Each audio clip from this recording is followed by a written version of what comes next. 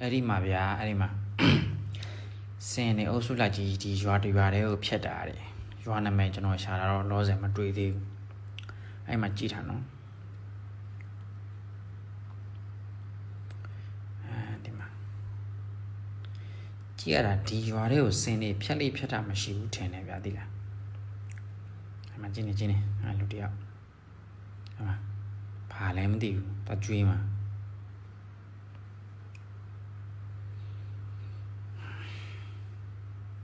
ဒီစေးပဲအထီတော့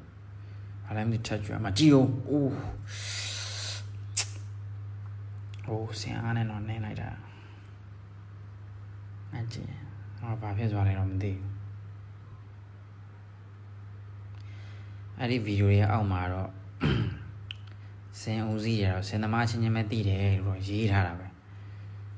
ဘာဖြစ်တာလဲတော့မသိဘူးတည်ရလို့ရင်ပြောခဲ့အောင်